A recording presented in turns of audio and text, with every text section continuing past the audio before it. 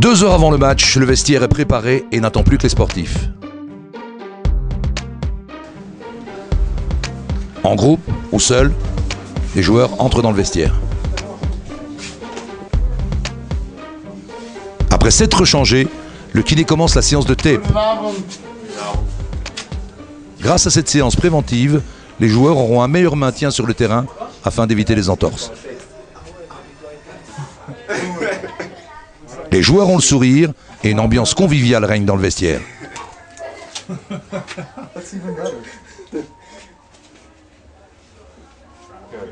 En général, avant la rencontre, au moment où on fait les tapes, ils sont assez relax.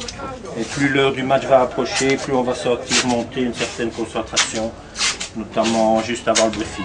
Mais quand on commence notre boulot ici, c'est assez bon enfant et assez sympa. On est encore cool. Avant le briefing, les joueurs prennent leur marque sur le terrain et s'étirent pour éviter toute blessure.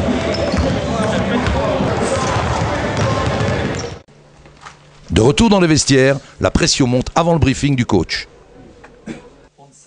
La tension se lit sur les visages et la décontraction fait place à la concentration.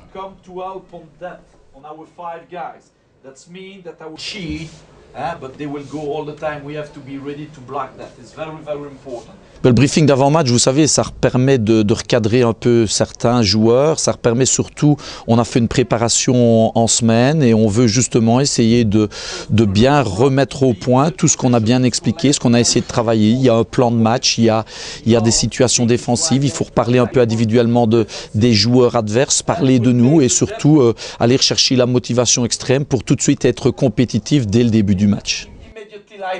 And during 40 minutes, we want to be consistent. Here we go.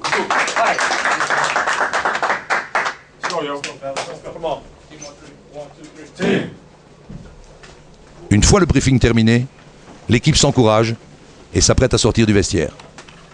Hey. Let's go. 1, 2, 3. Come on, lift your hands and give him praise. Say thank you, Father. Come on.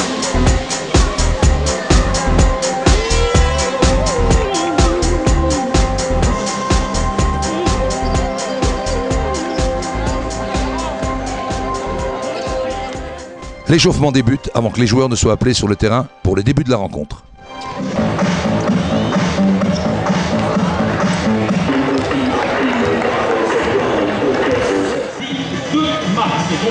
Le mardi 2 mars pour le match aller.